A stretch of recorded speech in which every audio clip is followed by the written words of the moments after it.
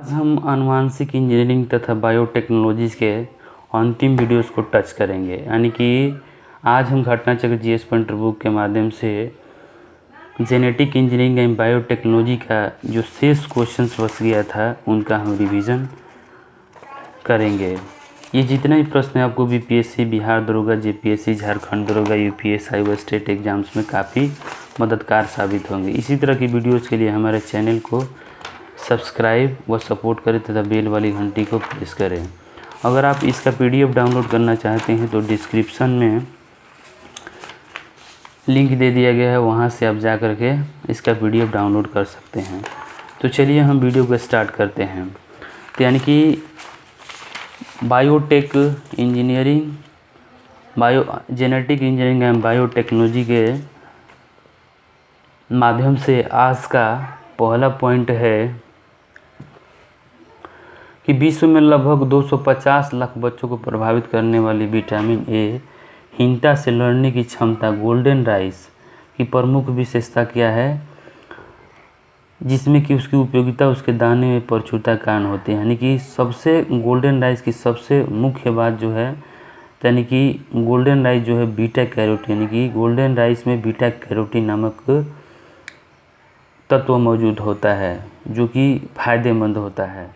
सुनहरा धान में प्रचुरता विटामिन ए की, यानी गोल्डन राइस में विटामिन ए पाया जाता है। पराजीनी फसल स्वर्ण चवाल जिस वांछनीय लक्षण के लिए तैयार किया गया है वह है आपको विटामिन ए, यानी विटामिन ए के लिए गोल्डन राइस को डिस्कवरी किया गया, खोजा गया है। सुनहरे चावल में बीटा कैरोटीन जीन आता है आपको डैफोडिल से, यानी कि डैफोडिल से आता है। यानी कि गोल्डन राइस में जो बीटा कैरोटीन होता है उसको डैफोडिल से इसमें इसका एंट्री कराया जाता है। यानी कि सुनहरे चावल में बीटा कैरोटीन जीन डैफोडिल से आता है। महाधान यानी कि सुपर राइस को किसने विकसित किया है, तो जीएस खुस्त ने, यानी कि जीएस खुस्त नामक साइंटिस्ट ने इसको विकसित किया है, यानी कि खोजा है। और यहाँ पर देखते हैं स्टेटमेंट ओरिजिन वाले सवाल।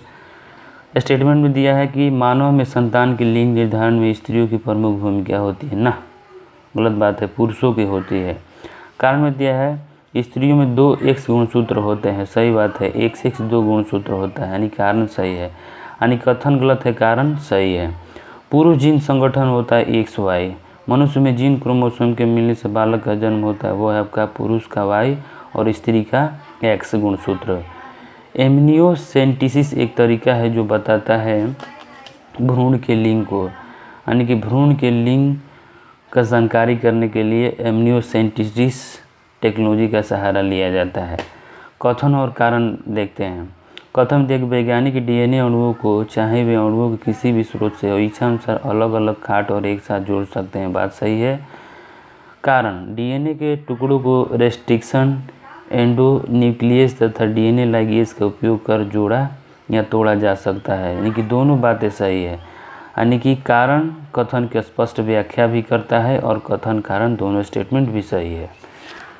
जैव सूचना विज्ञान यानी कि बायो इन्फोर्टिक्स में घटनाक्रमों या गतिविधि के संदर्भ में समाचारों में कभी कभी दिखने वाला पद ट्रांसक्रिप्टोम क्या बताता है, यानी कि ट्रांसक्रिप्टोम जो होती है किसी जीव द्वारा अभिव्यक्त mRNA अणुओं की पूर्ण श्रृंखला के बारे में हमें जानकारी देता है।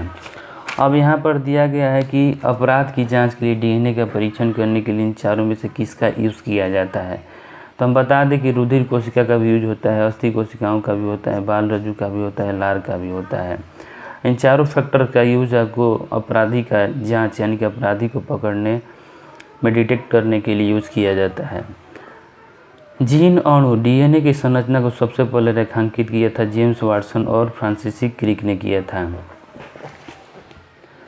अगला पॉइंट है डीएनए विट हेलिक्स प्रारूप को पहली बार प्रस्तावित किया था वाटसन तथा क्रिक ने। डीएनए को अंतः पात्र में बनाया था आर्थर कॉर्नबर्ग ने बनाया था। नोबेल पुरस्कार विजेता जेम्स डी वाटसन को जिस कार्य क्षेत्र में उनके लिए जाना जाता है वह आपका आनुवांशिकी, यानी कि आनुवांशिकी के रूप में जेम्स डी वाटसन को जाना जाता है। बायोचिप में होता है आपको आरएनए, डीएनए तथा प्रोटीन, यानी कि बायोचिप में आरएनए, डीएनए और डीएनए तथा प्रोटीन पाया जाता है। जैनिको प्रौद्योगिकी है आपको आनुवंशिक रोगों की पूर्व सूचना प्राप्त करने की टेक्नोलॉजी। जैव प्रौद्योगिकी श्रेणी में आता है औद्योगिक प्रक्रमों में जीवधारुओं अथवा उनसे प्राप्त पदार्थों के उपयोग। जैव आवर्धन का मतलब होता है उत्तरोत्तर पोषण स्तरों के जीवों में कीटनाशकों की मात्रा बढ़ना। जीन अभियंत्रण में नवीनतम तकनीक विकसित हुई है तो जीन प्रतिचित्रण की। अब यहाँ पर बताना है कि 4 पॉइंट में से पीड़कों की प्रतिरोध के अतिरिक्त उपरोक्त में से वे संभावनाएं जिनके लिए आनुवंशिक रूप से रूपांतरित पादपों का निर्माण किया गया है, तो पहला, दूसरा और चौथा पॉइंट का यूज किया गया है। तो पहला में सूखा सहन करने के लिए उन्हें सक्षम बनाया गया है, बात सही है। उत्पाद में पोषकीय मान बढ़ाना, तीसरा नहीं है। उनकी सेल्फ लाइफ बढ़ाना, ये बात सही है। यानी कि 1, 2, 3, 4 पॉइंटों का यूज आनुवंशिक रूप से रूपांतरित पादपों के निर्माण में किया गया है। अब हम यहाँ पर देखते हैं जीवाणु भोजियों के संदर्भ में सही कथन क्या हो जाएगा। तो जीवाणु भोजी विषाणु होते हैं जो जीवाणुओं को संक्रमित करते हैं। दूसरा में जीवाणु भोजी आनुवंशिक अभियांत्रिकी में प्रयुक्त किए जाते हैं। यदि वृद्धि हार्मोन जीन का प्रयोग करके ऐसा चूहा पैदा किया जाए जो चूहे के समान आकार 60 गुना बड़ा हो, तो इस तकनीक को आनुवंशिक इंजीनियरिंग कहते हैं।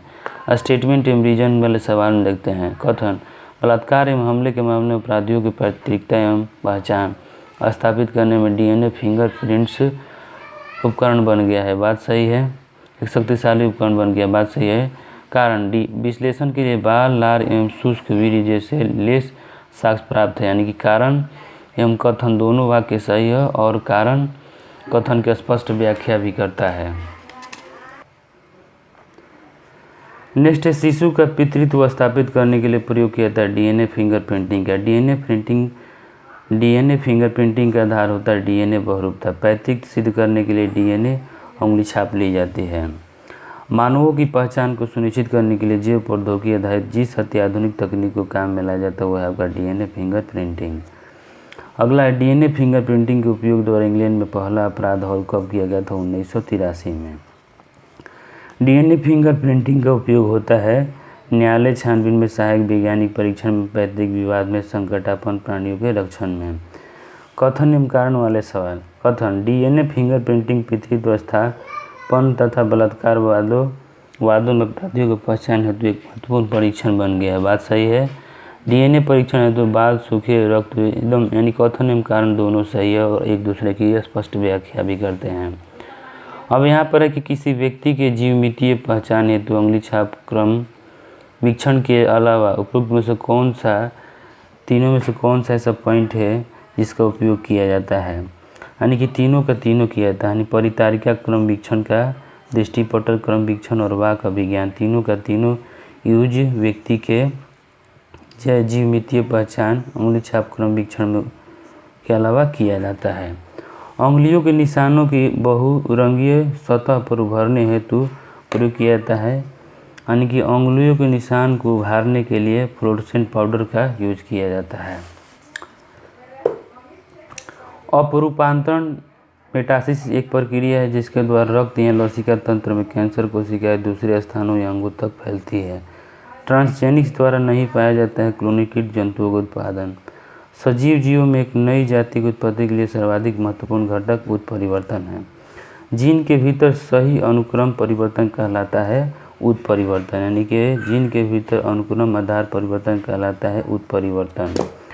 जब एक या दो से अधिक भिन्न भिन्न लक्षणों को एक साथ नियंत्रित किया जाता है तो यह कथन जो होती है बहुप्रभाविकता कहलाती है।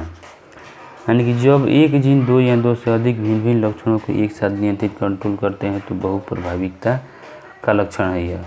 जीन चिकित्सा में एक त्रुटिपूर्ण जीन के कार्य को ठीक करने हेतु क्या किया जाता है? तो इसमें हो जाएगा आपको कोई दूसरे सही जीन को प्रविष्ट किया जाता है, त्रुटिपूर्ण जीन को कार्य करने से रोका जाता है और लास्ट है पूरे त्रुटिपूर्ण जीन को सही जीन से बदला जाता है। तो आज की वीडियो में बस इतना ही। नेक्स्ट वीडियोस के माध्यम से हम बायोलॉजी के जो विविध यानी कि MCQ क्वेश्चंस हैं उनका हम रिवीजन करेंगे। तो आज के वीडियो में बस इतना ही। वीडियो अच्छी लगी तो वीडियो को लाइक एंड शेयर करें। आई होप ये सीरीज़ आपको काफ़ी पसंद आ रही होगी। और कोई प्रॉब्लम या सुझाव है तो अपना मैसेज कमेंट बॉक्स में पूछ सकते हैं। वीडियो देखने के लिए धन्यवाद।